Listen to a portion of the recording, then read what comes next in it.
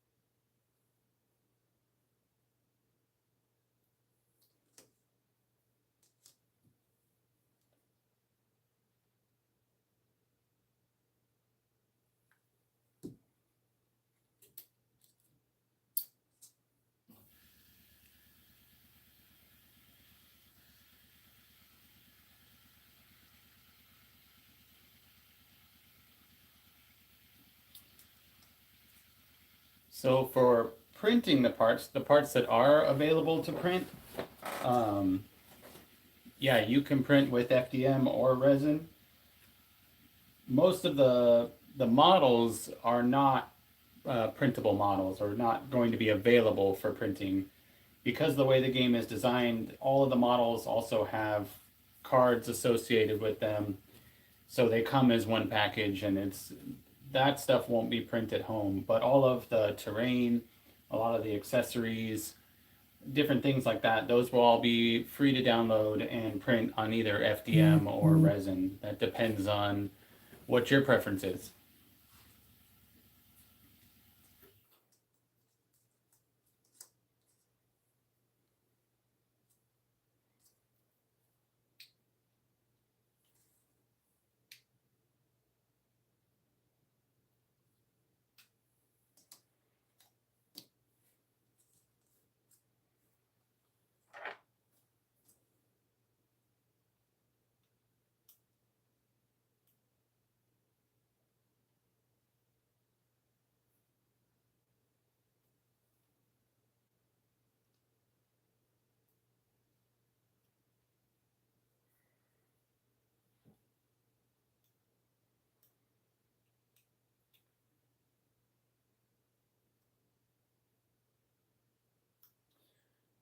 Yeah, sure, no problem.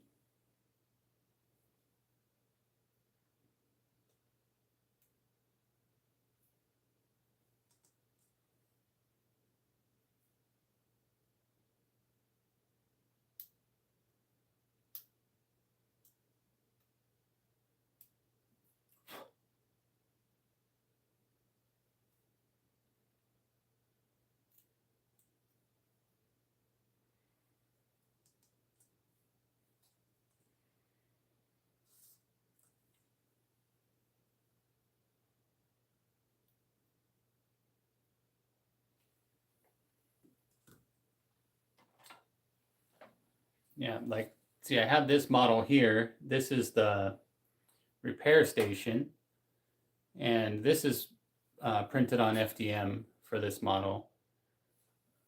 I'm going to be doing some resin prints of this also, just to kind of do some tests. But yeah, and it's minimal supports really, and it comes out, I think, pretty well. Just some minor cleanup, and then you can paint it, and it's ready to go.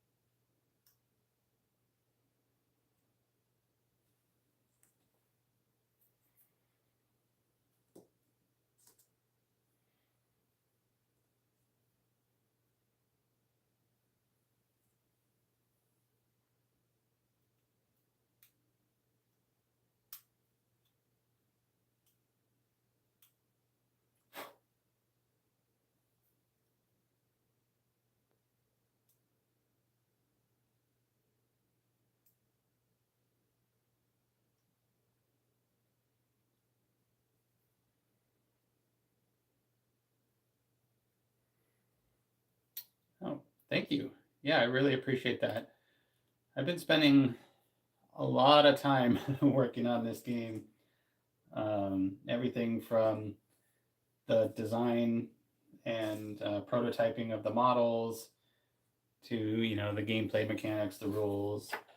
Um, all the cards are all designed. All the artwork, everything. So I really appreciate that. I've been really pouring everything into this game, kind of just trying to make it the best it could possibly be.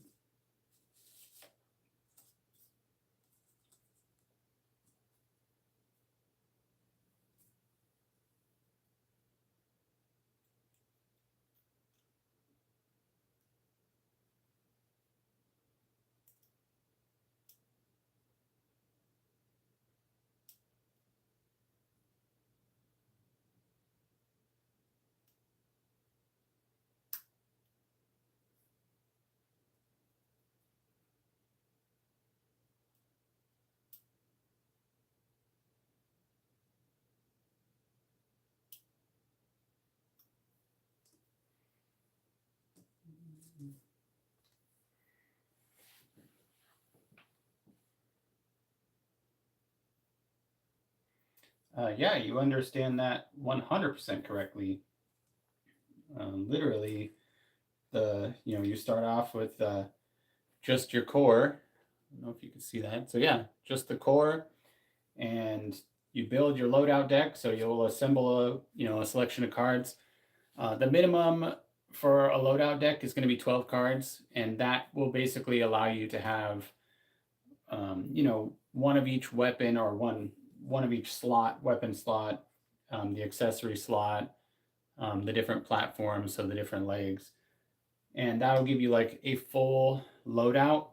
And as you as you move your little core around the battlefield, you interact with loadout stations, which look like these. And when you touch base with the loadout station, then you draw from your deck. and that's how you attach your different weapons and things like that. So if you have a minimum of 12 cards in your deck, then you're pretty much very easily going to kind of accumulate everything that you have for your loadout. However, if you want to build a deck with more cards, say, 24, 30 cards, whatever, that gives you more variety, and that gives you more ability to change your loadout on the fly. So say you have a weapon in your deck that is great at penetrating armor or something like that, and you are going up against an opponent who is relying on heavy armor. So you might want to have something like that in your deck so that you can access that throughout the game. Or maybe you want to have something that slows opponents down. So maybe somebody's relying on high mobility and you have something in your deck. So having a larger deck, 20 to 30 cards might be ideal because it gives you more options for equipment to adjust your loadout mid-game, depending on what your opponents are running. But if you are just really like, oh, I've developed this very powerful loadout that matches my playstyle, I only need this one weapon, or these, this one, it'd really be two weapons, because you're going to have the weapon on your right side, your left side, and then you can have your auxiliary weapons, something like this shoulder-mounted rocket launcher here. And you can have one of each of those on either side. So you can have two primary weapons, two auxiliary weapons, and then you have the module, which is more for like utility or accessories. This one is a recon drone. So this little drone actually detaches and becomes its own independent model that you can move about and interact with different elements in the game, so that you can go to two different directions at once using a drone. This model here is also a drone, and it detaches. And this one's a combat drone, so it's more about, it's a little more aggressive. It's about kind of harassing your opponent, and it doesn't do a lot of damage, but it does apply a little bit more damage on the battlefield, and also just gives your opponent one more thing to deal with.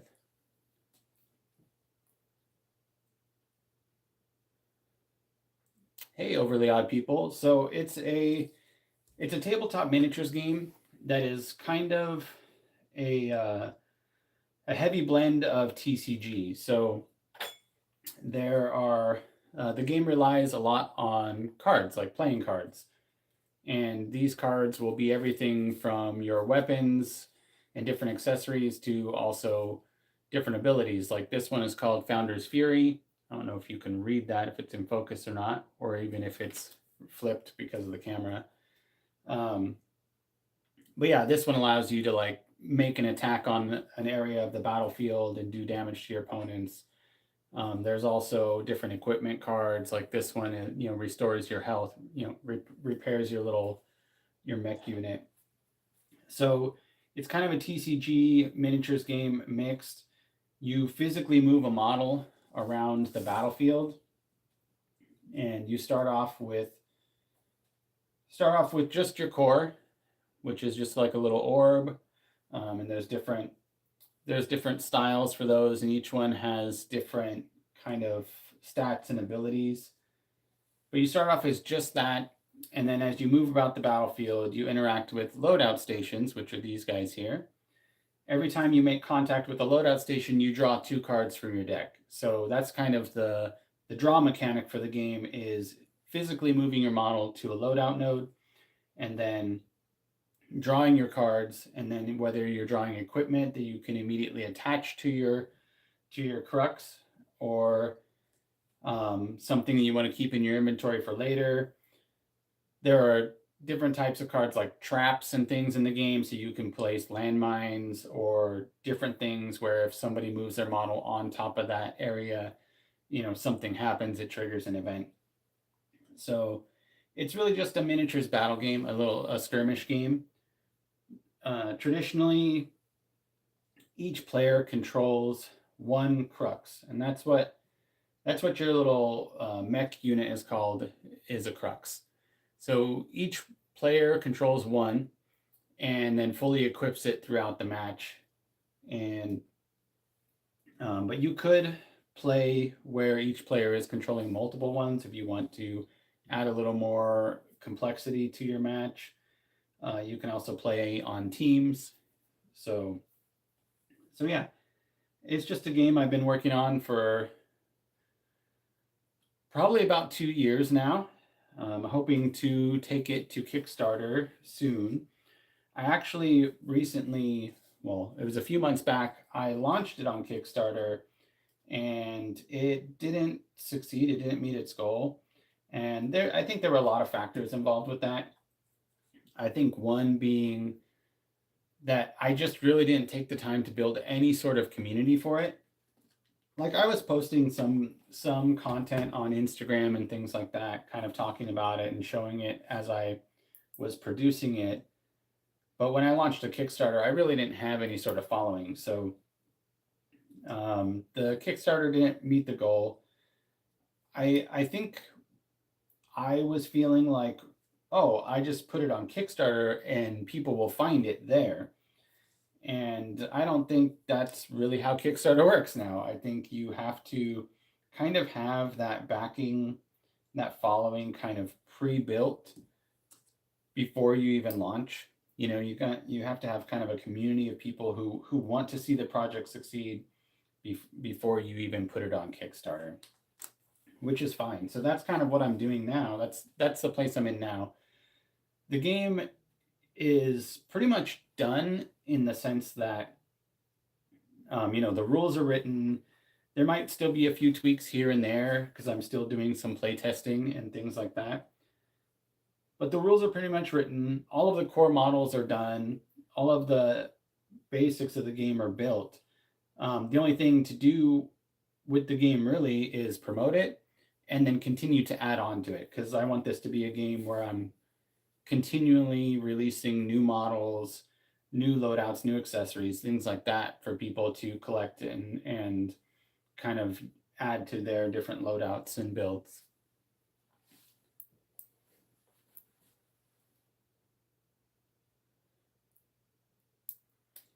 Yeah, what's funny,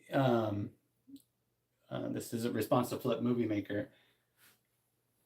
So the original inspiration for this was, battle royale games, kind of like Fortnite, Apex Legends. I mean, there's tons. PUBG.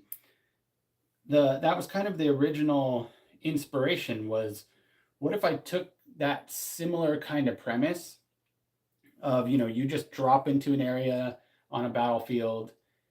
You have nothing to start except for maybe, in some of those games, your character might have some sort of innate ability or special talent or something. But aside from that, you've really got nothing and you have to go and gather it as quickly as you can and then fight other opponents, right? That was kind of the idea, and I wanted to take that into the world of miniature gaming because I don't feel like that's something that it really exists yet. Another thing is I wanted to be able to build a game where every match ends up playing out differently. If you've played any miniature games, any of the really popular ones, say, like just take Warhammer 40K, right? So you've got your army that you build. You kind of, your opponent kind of knows what army you've built because you both submit your armies essentially, and then you battle each other. And depending on how well you've built that army and how well you play that army, that determines the winner. There's definitely some elements of chance because there's a lot of dice rolling, right? So maybe you'll miss attacks when if you had landed those attacks, you would have won, or it would have turned the tide of the battle. So there is an element of chance there. But in this game, you have a loadout deck. You kind of have a pre-built idea of how you're going in to play the game, but you're not set to that.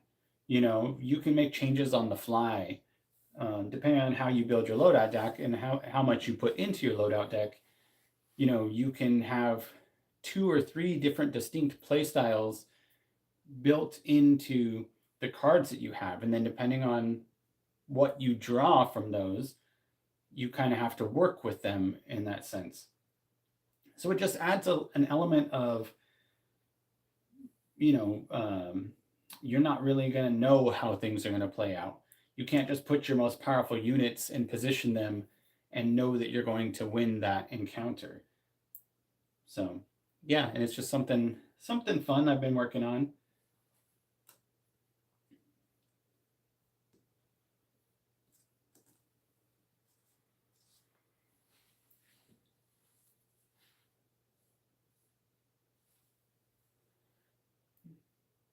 Well, awesome. I'm glad to hear your friend group would enjoy it. I do plan on launching the Kickstarter, hopefully sooner than later, because I'm antsy about it, really. I want this game to go into full production is what I want. And I'm kind of doing things differently on the production side too. I would really like to facilitate and handle as much of the production in-house as possible. So rather than contracting other companies to do the manufacturing in any area that I can, I want to handle the manufacturing myself. And that means hiring people and bringing in equipment that can handle that type of manufacturing and developing the skills and the knowledge to do so. So there's a lot of learning and a lot of slow growth that is going into this game. It's not something where I'm like, oh, this company manufactures miniatures, I'll just contract them to manufacture my miniatures. I could definitely go that route, but I prefer not to. Mostly because what I've been seeing in the miniature gaming industry and even the toy production industry right now, you've got things like the tariffs and things like that. And I've seen a lot of these companies completely fall apart because they're relying on other established companies to perform tasks that are critical to their product. So, there's elements you don't have control over, like if tariffs on a certain country are raised, and then now you can't afford to manufacture your product, and now your customers don't get a product because you were relying on something like that. And so I would rather have it a lot closer to home. I'd rather bring in experts who have experience doing this stuff and the equipment that is the correct equipment to produce this stuff than rely on different companies, if that makes sense. So as far as restrictions on building your loadout deck, the main restriction is you need a minimum of 12 cards. And that is really the bare minimum. Like, that's the minimum where the game is even fun to play. So it wouldn't make sense, even if that minimum wasn't there, it wouldn't make sense to have less than 12, because you would just end up with gaps in your build and you would run out of cards to draw, right? So 12 is the minimum. There are different, I would call them power levels. There is kind of a rarity element to it also, but it's mostly just indicates the strength, overall strength of the card. So there are 3 power levels. You've got your green, your blue, and your yellow or gold. And those would be like your basic, your uncommon, and then your rare, essentially, if you were to compare those to like other games. And so these different power levels obviously relate to the strength of the card. And the way I'm balancing this, like, you cannot, if you wanted to, you can. Like, if you're just playing with a friend and you are like, hey, let's go like all gold, and you guys want to build all gold loadout decks, then that's fine. But the balancing aspect for deck building that I've put into the rules is that they are worth 1, 2, and 3 points respectively. So your green level cards are 1 point, your blues are 2, and your golds are 3.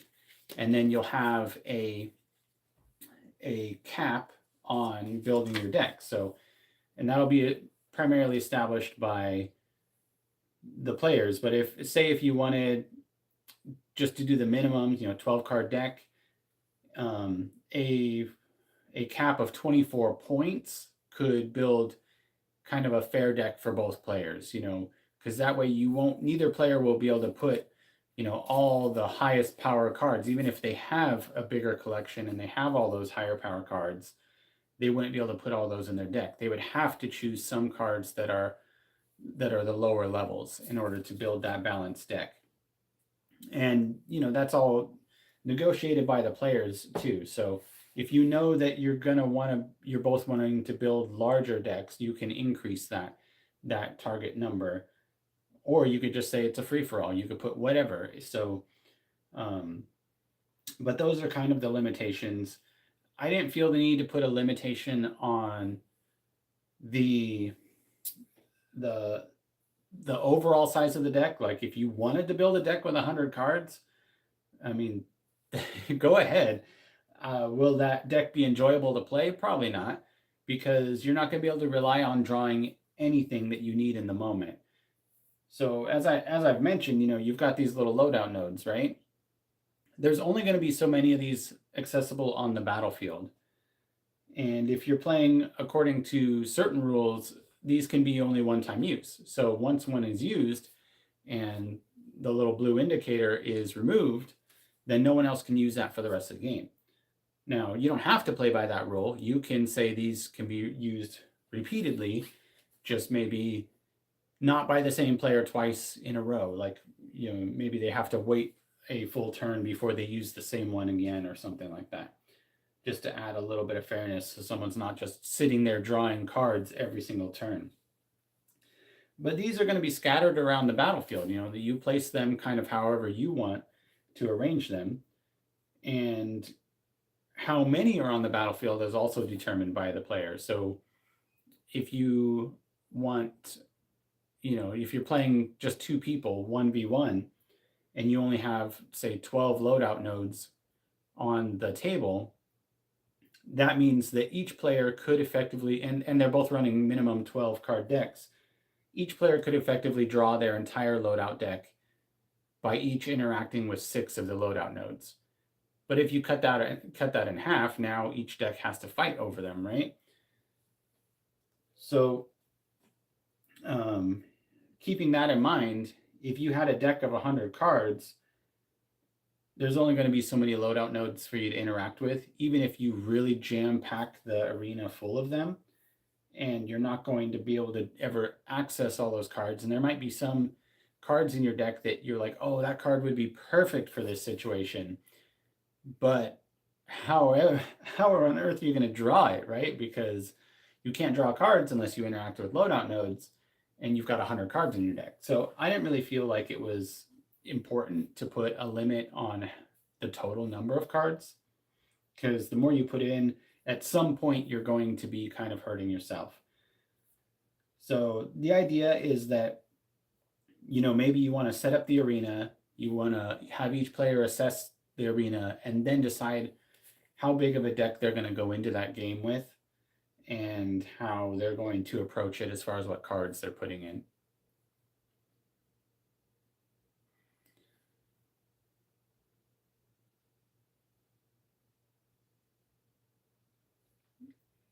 Yeah, that'd be awesome if you shared in Discord communities. I'm looking for all the help I can get with it. I would say probably, I spend most of my time actually physically working on the models for the game, designing them, prototyping, designing the cards, and getting all of that stuff squared away, and even tweaking the rules and playtesting. So I think marketing is where not only I have kind of the least amount of time for, but also I don't really feel like I have the strongest skill set for it. So when it comes to actually promoting and marketing the game, on top of that, I don't have a really big budget for it. What money I have to put towards this game, I'm investing in things like equipment and having things produced. Like right now, I had these cards produced by a company, but I'm currently looking into, okay, what types of printing equipment and cutting equipment do I need to acquire to produce them in house? Because I think that the cards are definitely an area that I want to produce in house. So I've been doing a lot of research with that, and that's where the a lot of the money is going that I'm putting into the game. And that's just money that I'm earning from my job. Right now, there isn't any money coming in from any other sources. Like, I do have a Patreon for the game, and the Patreon is kind of just a very low level. What I'm trying to say is, it doesn't cost very much money for people who want to be part of the Patreon, and the Patreon's main purpose is to provide little bits of lore, background stories, because I've written a lot of stuff for the game. I've developed characters that have different story arcs that will be kind of going on in this world. So that's all stuff that I'm releasing through the Patreon for anybody who's interested in that. But other than that, I'm going to be relying on raising money through the Kickstarter. And the Kickstarter is going to be when I, excuse me, hopefully, the plan is that after the Kickstarter successfully succeeds, I will be able to do this and work on this full time. Because right now I have a full-time job, and it's a job that takes a lot of my time and hours. So, yeah, the Kickstarter is going to be kind of my ticket to transition.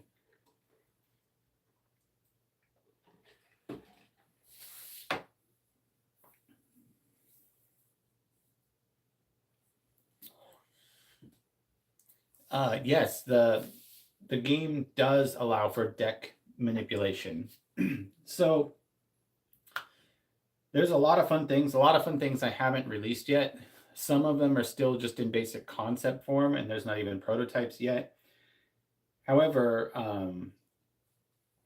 so lore-wise, the arena it exists in the physical world, but it is a nanofield. So everything, the terrain in the game that you encounter, everything is built on the spot by nanoparticles, and that way this game is largely terrain agnostic. So if you wanted to have like a World War II battlefield that you're playing on, that fits into the lore of the game because it's a themed battle, and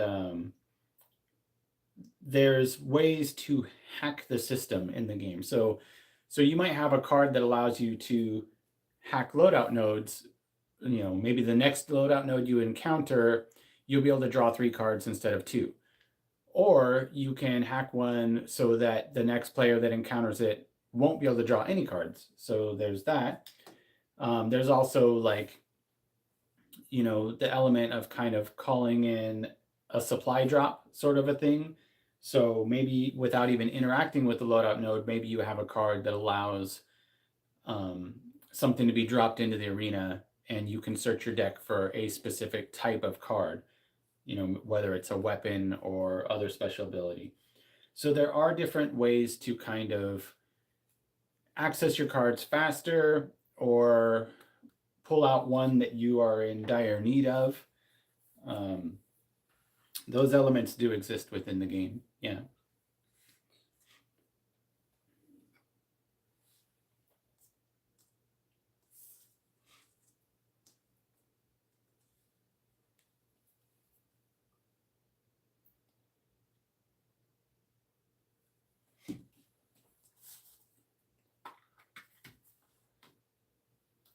Thank you. I have spent a lot of time with it.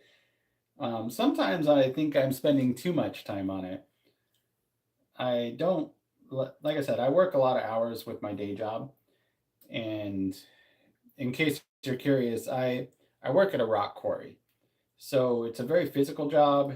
It's very long hours. The shifts are 10 to 12 hours long usually.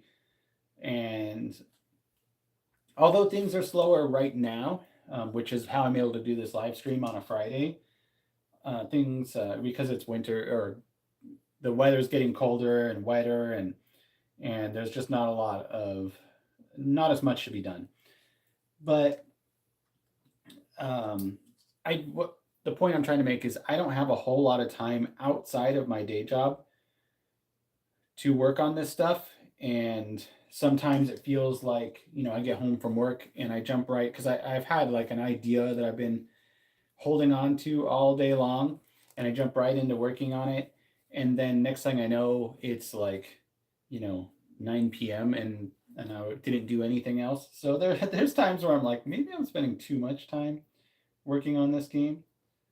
Another thing is that my wife and I actually have a dog rescue that we run out of our home, and it's called Good Dog Retirement Home, and we actually we rescue old, elderly, or medically challenged dogs, and try to just give them uh, the best life for however much life they have left. Because what we noticed was that at shelters, occasionally, maybe an elderly person passes away and they have a dog, and the dog is also elderly, right? And so it goes into the shelter, but nobody wants it because it doesn't have much time left, and generally speaking, people don't want to take on a dog that they don't get to spend the maximum amount of time they can with, and that's understandable. So we saw the need for taking these old dogs and bringing them in, and the idea is just to give them the cushiest life possible. Just make sure all of whatever medical needs are attended to. All these dogs also require medications and can be quite expensive. So that's another reason why they generally don't get adopted. So we take them in, and right now, although you wouldn't know it from the quietness in my house right now, we have 10. We have 10 little old dogs. One of them's not old. He's only 2 years old, but he was born with malformed kidneys. So they said he probably wouldn't live past a year, but he's 2 years old now. So, and he doesn't act like he has any problems. He's just living his best life. So yeah, that also takes up a lot of my time aside from working on this game. Okay, reading some questions here. Okay, so as far as running the game with others, so you can play one on one, or you can play with a lot more. I think the recommended uh, is 2 to 6 players. I think that's how much I would recommend. And you can have 3 people playing and it be 1v1v1, or you can have 4 people playing and it be 2-on-2, or everyone for themselves. And if you really had the space for it, which is something that I would love to set up, and I do plan on setting it up at some point just to see how crazy it is. I want to have a game that plays with let's just throw out a crazy number, like 24 people playing all at once at the same battle. Now that would be a lot to organize, and the playing space would have to be really big. And I actually have some ideas that I'm not going to get into yet for how to facilitate that. But I think that would be really cool. But 2 to 6, I think, is the general kind of target. I think that's the most reasonable because it's not unreasonable for you to find 2 or 3 other people to play a game like this. And the games themselves, I would say, probably last, like a 1v1 match is probably going to last around 30 to 45 minutes, depending on how conservatively you play. If one player is super aggressive and draws really lucky in the beginning and just goes on the attack, it could end a lot sooner than that. It could be a 15-minute game. But in that case, you just say, hey, you had really lucky draws. I didn't get the stuff I needed. Let's play again. And the outcome could be completely reversed or different. So Um, yeah, it's meant to be kind of a quicker skirmish game and not take hours of time to play. Even with 6 players, I would say you're looking at under 2 hours to play through the entire game, most likely, probably closer to an hour from what play testing I've done. And the reason why is because the game rules are more focused on action, and getting things going. And also another thing about a lot of miniatures games is say you're playing against someone else, it's a sort of I go, you go, right? There's no real changing up the turns or doing anything different. It's just like my turn, your turn, my turn, your turn. Well, in this game, I built in a reaction mechanic. So, say for instance, you're targeted by another player, and it's their turn, not yours, right? But they target you. You get to make a reaction roll, which allows you to potentially perform different actions, whether it's fire back, or move into cover, or play a different card, and it's not even your turn. So there's a lot of ways to keep the action going. And say if you're playing with 6 people, after your turns over, you're not just going to be sitting there waiting for your turn to come back around. You're going to be paying attention, looking for opportunities. And there are also cards that just flat out allow you to play them when it is not directly your turn. So you'll be able to be like, something else is happening on the battlefield, and you jump in and say, well, I'm playing this. And that could change, the whole outcome of the turn. There's also ways to lock different players down for a turn so they lose out on their turn, and different turn manipulation in that sort of sense. But the idea is that there's always a lot of action going on. There's always something to be paying attention to or doing when it is not directly your turn. And that keeps the games moving a lot faster too. Because if you're playing 1v1 or with 3 people total, um, when you get your reaction rolls and you fire back, you're dealing damage, vice versa. And you only have so much health before your crux is destroyed.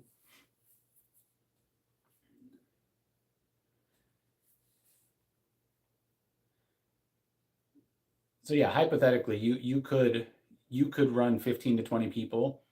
So what I was alluding to earlier is because table space becomes your biggest enemy when you bring in a lot of people in a game like this. Because since the mechanic is to interact with these loadout nodes, you're going to have to scatter them around kind of strategically. Well, another thing, which I don't have any on my table right now. Another piece of terrain that is in the game are called jump gates. So they're little teleporting nodes. So if you interact with the jump gate, you can transport yourself to a completely different area where there's another jump gate. So essentially, say if these were jump gates here, so you go into this one and you're going to come out the other side on this one. And if these are placed at completely different ends of the arena, and that's how you kind of determine where you're going. And you can travel a large distance in one turn. So if you had, imagine you had, let's just say 4 rather large tables, like kitchen table size, or those folding tables that a lot of people have. I think they're like, I don't know, 3x6 or something like that. If you had like 4 of those set up, and then you had jump gates on each one, and that's how you transported your model from one table to another, you can have you can allocate kind of 4 to 6 people per 6-foot table, and then be able to jump your models from table to table and be battling everybody. There's also, because this game was originally kind of inspired by the battle royale genre in video games, there are also, when you're dealing with large arenas and maybe somebody's just kind of running. They're constantly moving away from you, and they're the last one left, and it's just really dragging the game on, right? There's hazards that can be employed if the game gets past so many turns where it starts dealing damage if you're in a certain area or different things like that. So it prevents the game from going on indefinitely if somebody's just running away from you. But yeah, you could easily have 15 to 20 people play, depending on how you want to set up. If you want to have a really big table, as long as everybody can reach, physically reach their models on that big table, you can do that. Or if you want to set up multiple tables and then have the jump gates so you can move your models between the different tables. Yeah, minimum table size, I would say 3x3 is probably the minimum. You could go 2x2 if you wanted to just have like a very quick sort of skirmish match with one other person. 3x3 is the bare minimum. 4x4 is probably better.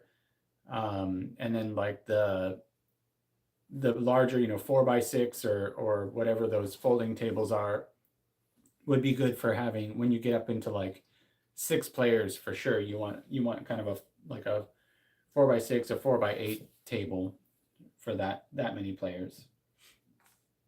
But ultimately, it's designed for like whatever size your kitchen table is. You'll be able to comfortably play on that for sure, or a regular card table sort of a size.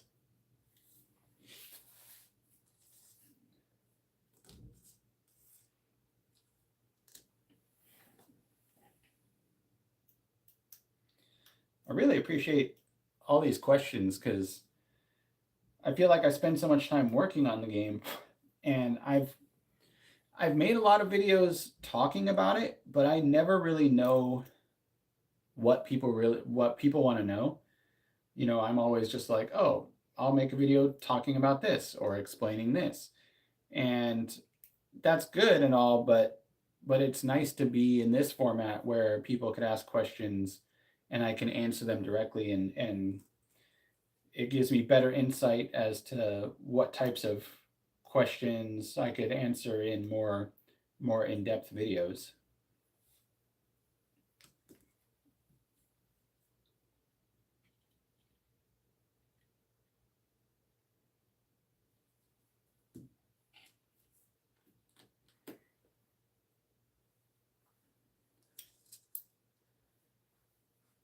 Yeah, man, thanks for stopping by. Um, I'm really happy you did, and thanks for asking the questions. I'm not sure how much longer I'm going to stream today. I didn't really have a plan on how long. I just decided, you know what, I think I'm going to try it because I couldn't really think of a specific topic for a video that I wanted to make, and this made more sense in my mind. And I'm glad I did. I'm really glad I did.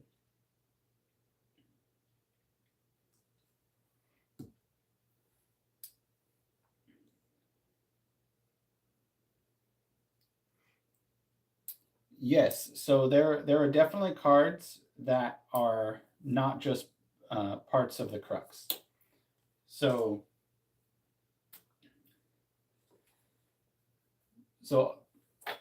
generally speaking, you've got all your crux components, right?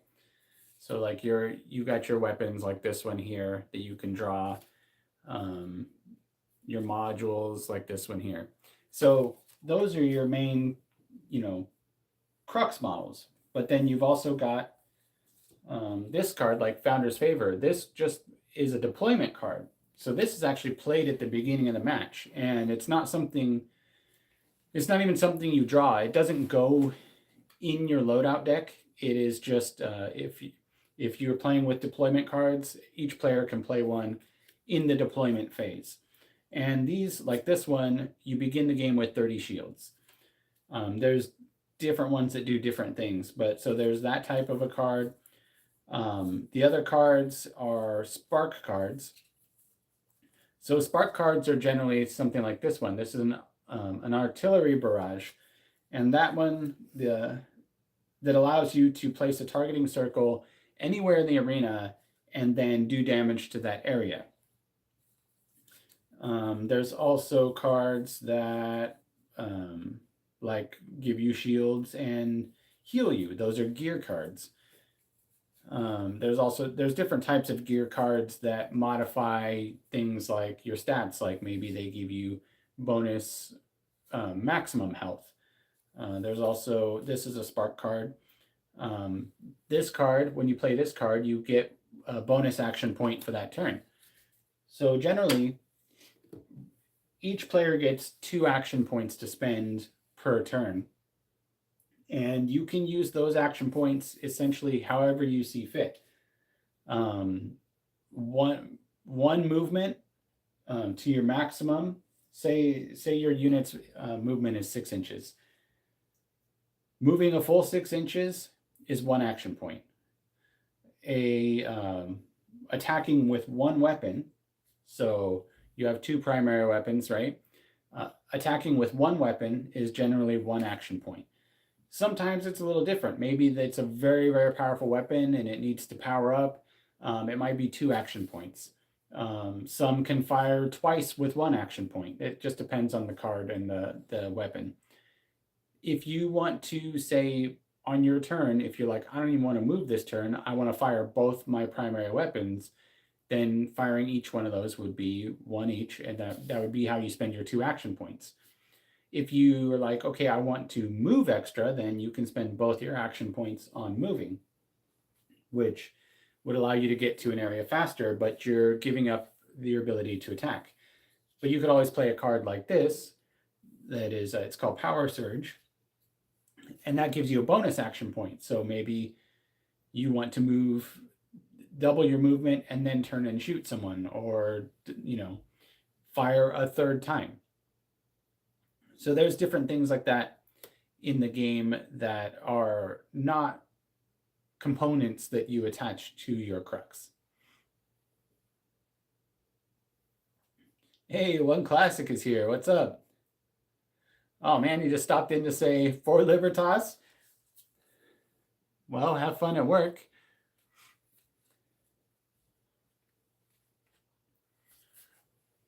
Awesome, Flip Movie Maker. Yeah, I'm really glad to hear that. There's probably even more to talk about. There's different elements to the game that are just kind of slipping my mind at the moment, but then whenever somebody asks a question, like it obviously helps me remember kind of, oh yeah, there's that aspect and that aspect. And it's funny because I'm the one who made this game, but even I'm just like, oh yeah, I forgot about that part.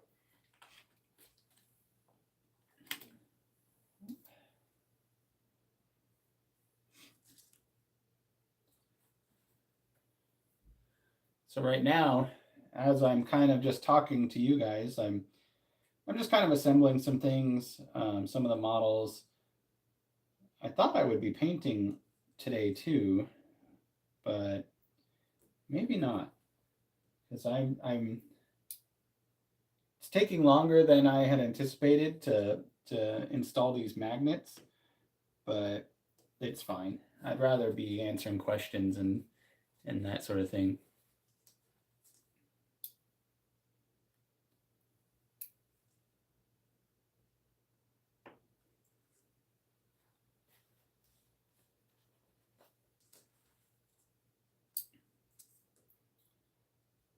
So speaking of magnets, so all of the models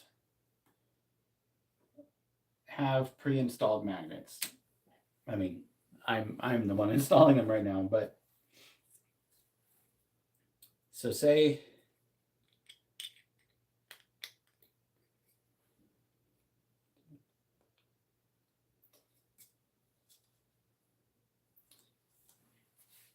you have your little crux and you draw,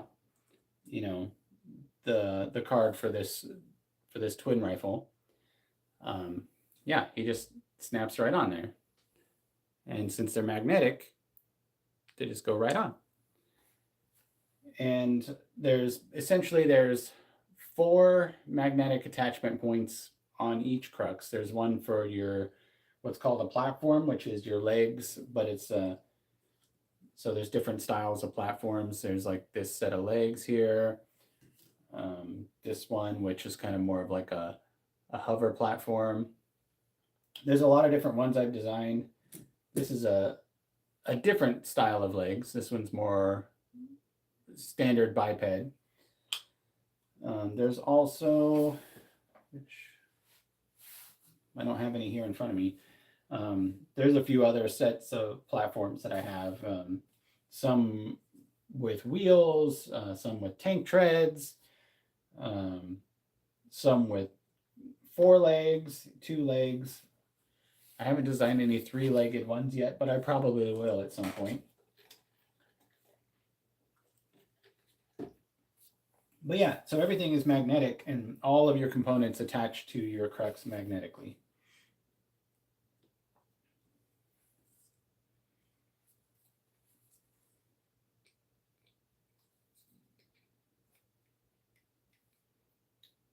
I think I printed the wrong piece for this.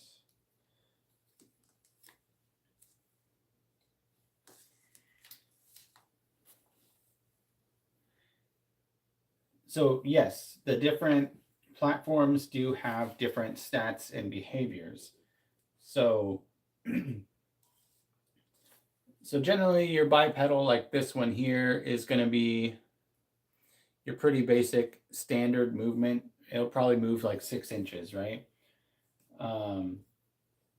This hovering one will probably also move 6 inches, but because it hovers, it'll ignore things like difficult terrain. So if there's areas in your arena that are classified as difficult terrain or something that would be difficult for you to walk through or for equipment to walk through, then this one has the ability to just glide over the top of it, right? There are some that have the ability to jump and make leaping attacks or jump onto higher platforms. There are those that have the ability to move a lot quicker. You know, some of them move as much as 8 inches in a single movement action. They also have different stats like bonuses to your health or armor, different things like that. So yeah, each of the components kind of determine how your crux performs on the battlefield.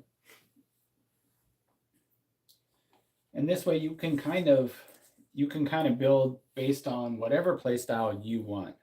So if you want to build a really heavy armored, heavy weapons, but slow moving crux, you can definitely do that. If you want one that has a lot of high mobility, that gets in and out of combat very quickly, you can do that. You want to build one that is more for almost stationary, you know, maybe it's a sniper build, and the whole point is to get to a good position, a strong position, and then hold that position. You can do that.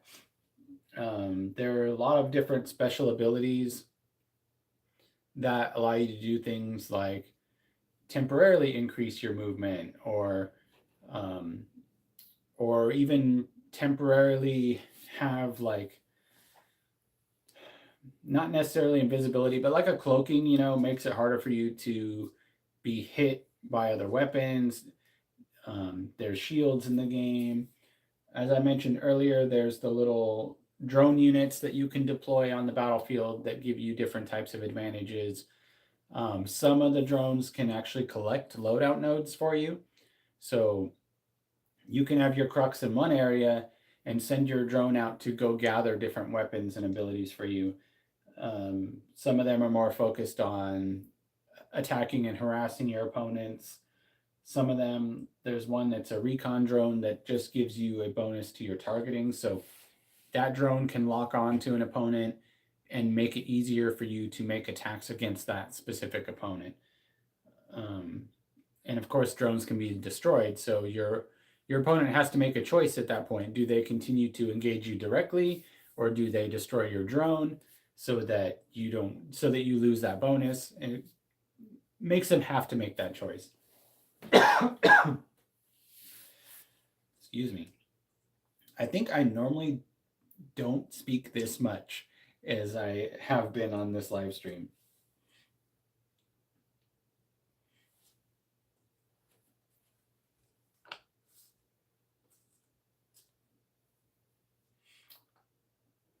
Oh, one thing I haven't really mentioned yet in any sort of specifics, right? So I showed the repair station model earlier, and I talked about jump gates, which I don't have any in front of me. I think I do have. Yeah. Here's another one. This one's the shield generator. So these are pieces of terrain that I specifically designed for this game. I mentioned earlier that the game is considered terrain agnostic, so you can use any terrain you want as far as the buildings, the theme, the style, any of the general terrain you can do, however.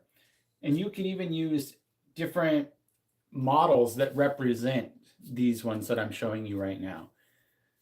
However, these are the ones I specifically designed for the game, and they have their own set of rules. So for instance, the repair station is you can move your model onto the repair station. Now, as long as your model is on the repair station, at the beginning of each turn, you get to make a roll for how much damage it repairs that turn. So say you've taken some damage, you want to heal up that damage, you can put your model on the repair station. Now, while you're on the repair station, your mech is essentially in kind of shutdown mode, at least mostly. So you cannot make attacks while on the repair station, right? So that's a pretty big drawback, and it's kind of risky at times where, maybe it's not a good idea to try to use it. However, if you're playing with other people and they are all kind of occupying each other and you have the opportunity, maybe it's the perfect time to use it. So essentially, every turn you stay on the repair station, you make a roll and you repair that much damage. And essentially, you roll a d20 is what the rules state at right now. I'm still play testing to try to find the most balance. But you can basically essentially earn up to 20 repair damage per turn. So there's that. The shield generator is very similar, only with this one, you just have to be within proximity of it. So within 6 inches around it, you need to have your model. And you repair or you regain shields by being in proximity to the shield generator. The one difference with this one is you can actually move. Yeah, just like with the repair station, you can't shoot while you're gaining the benefit, but you can move. So you can position yourself on the other side of it and essentially use it for cover while you're gaining shields for a turn or two really quick. With the repair station, as soon as you move off of it, you're no longer gaining the benefit. So you can start your turn on it, make your roll, repair the damage that it allocates, and then in that same turn you can move on to a different thing, or you can try to stay there for multiple turns. But so there's those, the jump gates, the loadout nodes. All of these are pieces of essentially terrain that all have special rules. There are also specialized barriers. So there's just your regular physical barriers, which mostly just do things like break line of sight or provide partial cover. But there are also barriers that are maybe designed to absorb a specific amount of incoming damage. There's also deployable barriers. So there's cards for being able to deploy a barrier anywhere on the battlefield. And there's multiple different ones. Maybe some of them absorb damage from ballistic weapons. Maybe some of them absorb damage from energy weapons. There's also elemental damage in the game. So there is things like shock damage, things that slow or freeze, corrosive damage, those types of things that normally are represented in different weapons and attacks that have additional effects, if that makes sense.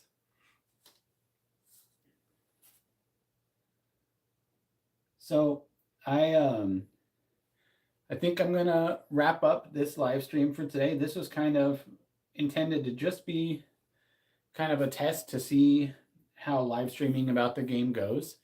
I'm really happy with a lot of the interaction that I've gotten and a lot of the questions that were asked. A lot of really great questions, and this is all great insight for me developing the game because it gives me a better direction moving forward. Like I know what people are more interested in seeing and learning about, and how they plan on playing the game. So I really appreciate everybody who's kind of tuned in and asked their questions and let me ramble on to nearly to the point of losing my voice in just an hour. Um, but yeah, no, thank you. I really appreciate it. And I'm definitely going to be live streaming more. I don't know if I'll try to develop a schedule around it or if I'm just going to do it whenever I have free time. Probably that one. But yeah, no, I had fun, and I love talking about Libertas and its development. So if you have any more questions, feel free to ask me. You can comment them on any of my other videos. I also have a website, playlibertas.com. You can find out more about the game there. I've posted some articles about different mechanics and information. That'll also be one of the first places where I announce the date of the Kickstarter, which is hopefully coming very soon. And then if you're interested in learning lore about the game, about different characters, the story, the world, all that stuff, consider joining the Patreon. I would hugely appreciate that. Right now, I'm funding this game entirely on my own, out of my own pockets, which is fine. I'm not complaining about that, but every little dollar that I can put towards this helps a lot. And so the Patreon would be a great way to do that. And I plan on sharing a lot more stories and lore about the background and world of the game very soon. So yeah, I think that's all I got. Thanks. I'll catch you guys later.